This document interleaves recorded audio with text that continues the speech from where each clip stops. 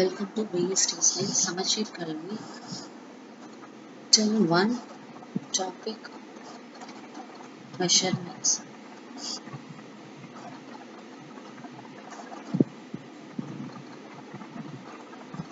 You see the topic measurement.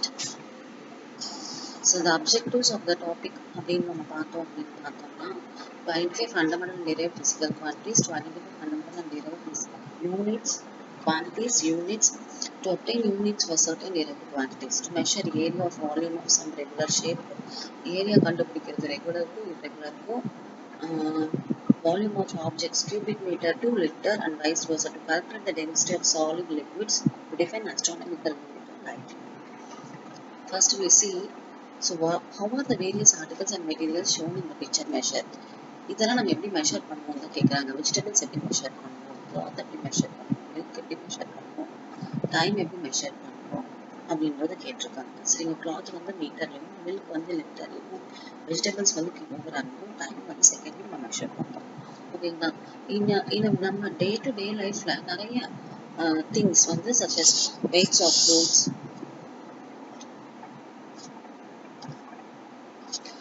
நம்மளுடைய day to day லைஃப்ல பார்த்தீங்கன்னா weight of fruit, vegetables, food grains, volume of liquids, temperature எல்லாமே பார்த்தீங்கன்னா quantity such as mass, weight, distance, temperature, volume, இதெல்லாம் தான் physical quantities. இது எல்லாமே நம்ம மெஷர், இந்த ஃபிசிக்கல் குவான்டிட்டிஸ் வச்சு தான் நம்ம எல்லாம் மெஷர்மெண்ட் பண்ணுறோம். Value and unit are use to explain magnitude. ஒரு வேல்யூ அப்படின்னா வேல்யூவும் இருக்கு, யூனிட்டும் இருக்கு. சரிங்களா? are used to express the magnitude of the physical quantity. For example, Suresh walks 2 km every day.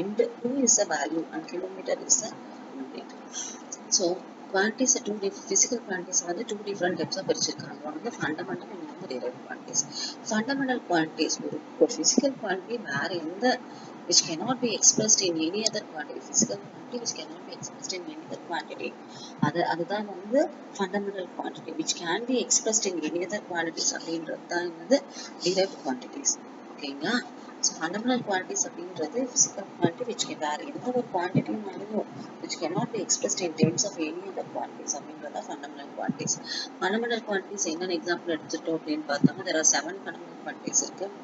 Length, mass, time, temperature, electric current, amount of substance, luminous intensity. Length na meter, mass kilogram, time second, temperature வந்து Kelvin, electric current வந்து ampere measure பண்ணுவோம், amount of substance வந்து luminous intensity வந்து Canada. Derived quantities, all other physical quantities which can be obtained by multiplying, dividing or by multiply. மற்ற physical quantities வந்து எப்படி கிடைக்கும் அப்படின்னா multiply பண்ணி, divide பண்ணி, mathematically combine பண்ணி, combining the physical fundamental quantities combine பண்ணி கிடைக்கக்கூடியது தான். All other physical quantities can be obtained by multiplying, dividing or mathematically combining the fundamental quantities. அதுதான் நம்ம derived quantities. இந்த corresponding units நம்ம என்ன சொல்றோம், derived units சொல்றோம். Some of the derived quantities அப்படின்னு அந்த units are given in the table. என்ன அப்படின்னு பார்த்தோம்னா area. The area is a measure of how much space there is on flat surface. The area of the plot of the land is derived by multiplying the length and breadth. Area is equal to length to breadth. The unit of area is equal to meter and meter. அதனால நம்ம என்ன சொல்றோம், meter square அப்படின்னு சொல்றோம். Next பார்த்தீங்கன்னா derived quantities என்னெல்லாம் example, area, volume, speed, electric charge, density, இதெல்லாம் தான் derived quantities. Area, length, breadth, volume, length, breadth, height, speed, distance by time, electric charge, electric current in time, density, mass by volume. ஓகேங்களா? இது metre square ஆலையும், இது metre cube ஆலையும், இது metre per second ஆலையும். இது பார்த்தீங்கன்னா coulomb, electric current, electric charge வந்து coulomb. ஏன்னா electric current ஆம்பியர்ல டைம் செகண்ட் ஆலையும் மெஷர் பண்ணாலே இது கூலும், இல்லாட்டி ஏஎஸ், இது kilogram per metre cube. Next measurements பார்த்தீங்கன்னா பிசிக்கல் குவான்டிட்டிஸ் ரெண்டு விதமாக பிரிச்சிருக்காங்க. Fundamental, derived quantities.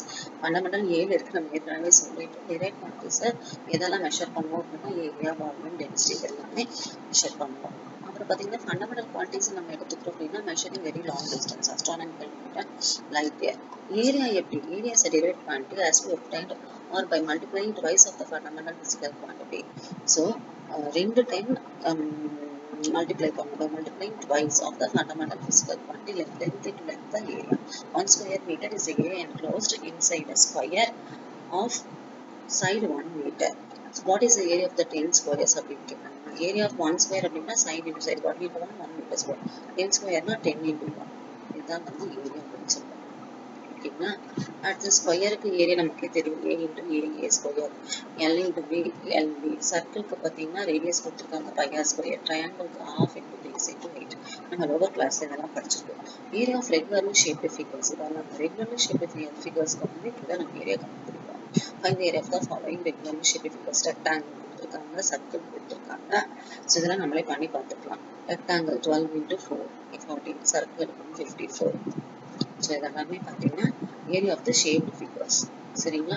Area of irregularly shaped figures எப்படி கண்டுபிடிப்போம் அப்படின்னு பார்த்தோம்னா, leaves, maps, stickers, peacock feather இதெல்லாம் எப்படி மெஷர் பண்றது அப்படின்னு தான் நம்ம இந்த பிக்சர்ல பார்க்க போறோம். We can find the area of these figures with the help of the graph sheet. The graphical method explained above can be used to find the area of the regularly shaped figures also. In case of square and rectangle, the method gives the area accurately. So இங்கே பார்த்தீங்கன்னா எப்படி area, first வந்து அந்த leaf வந்து outline வந்து போட்டுக்கணும். அதுக்கப்புறம் உள்ள இருக்கக்கூடிய இந்த பாக்ஸ், ஃபர்ஸ்ட் ஃபுல் பாக்ஸஸ் எல்லாமே எவ்வளோ இருக்குன்னு நம்ம கவுண்ட் பண்ணி எழுதணும். அதுக்கப்புறம் half square boxes, quarter square boxes, 3/4 square boxes எவ்வளோ இருக்குன்னு நம்ம கவுண்ட் பண்ணி எழுதிட்டு, இங்கே பார்த்தீங்கன்னா approximate area of the leaf அப்படின்னு பார்த்தீங்கன்னா எம், மொத்தம் ஃபுல் ஸ்கொயர்ஸ் எவ்வளோ இருக்கு, 3/4 ஸ்கொயர்ஸ் எவ்வளோ இருக்கு, 1/2 ஸ்கொயர்ஸ் எவ்வளோ இருக்கு, 1/4 ஸ்கொயர்ஸ்க்கு எவ்வளோ இருக்கு, இதெல்லாம் ஆட் பண்ண நமக்கு அந்த ஏரியா ஆஃப் த லீவ் கிடைச்சிடும். ஓகேங்களா.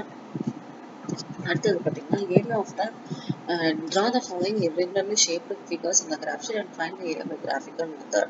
So also find the area using formula use பண்ணி கண்டுபிடிக்க சொல்றாங்க. அப்புறம் regularly shaped figures, இந்த regularly shaped figures பார்த்து கிராஃப் ஷீட்லயும் போட்டு ஏரியா கிராஃபிக்கல் மெத்தட்லயும் கண்டுபிடிக்கணும். அப்புறம் கிராஃபிக்கல் மெத்தடுக்கு இப்போ நம்ம சொல்லியாச்சு எப்படி கண்டுபிடிக்கிறதுன்னு சொல்லிட்டு. ஸோ இது பார்த்தீங்கன்னா அப்ரோப்ரியேட் ஃபார்முலா யூஸ் பண்ணி நம்ம கண்டுபிடிக்கலாம். ஆல்ரெடி நம்ம டிஸ்கஸ் பண்ணது தான். சரிங்களா. ஸோ வால்யூம் பற்றி நம்ம பார்க்க போகிறோம். ஓகேங்களா. ஸோ இங்கே பார்த்தீங்கன்னா volume of the regularly shaped surface can be determined using an appropriate formula. Find the volume of a cube side is 3 cm.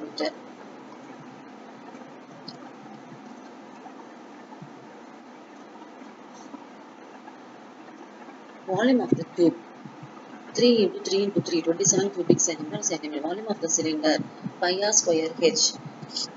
So 22/7 into 3 into 3 into 7, 198 meter cube. So volume of the liquids also occupy some space and hence they also have volume, but liquids do not possess any definite shape. So the volume of the liquid cannot be determined as in the case of solids. மாதிரியே liquidக்கு volume கண்டுபிடிக்க முடியல. ஏன்னா liquid வந்து எந்த கண்டெய்னர்ல இருக்கோ அதோட shape தான். It takes the shape and volume of the container. The volume of any liquid is equal to the space that it fills. So and it can be measured using a measuring cylinder use பண்ணி தான் measure பண்ண முடியும். The maximum volume of the liquid that a container can hold அப்படின்றது தான் capacity of the எவ்வளவு volume வந்து ஒரு container hold பண்ணிக்குமோ அதை capacity of the container சொல்லுவோம். சரிங்களா. The volume of the liquid is equal to the volume of the space it fills the container. This can be directly observed from the readings marked to be measured containers. If we notice the measuring cups given in the figure carefully, we can observe that the readings are marked in the unit of ml. This actually represents milliliter. To understand the unit of volume, let us understand how much a liter means. Liter is commonly used unit to measure the volume. Or liter தான் use பண்றோம் measure பண்றது volume of the liquid. சரி, we can understand that the unit of volume வந்து volume of the unit வந்து cubic centimeter. This cubic centimeter is commonly known as cc. Volume of 1000 cc is termed as 1 liter. 1000 cc is 1 liter. 1000 ml is 1 liter. Do you know? To measure the volume of the liquid, some other units are also. Some of them are gallon, ounce and quart. 1 gallon வந்து 3785 ml. 1 ounce வந்து 30 ml. 1 quart வந்து 1 liter.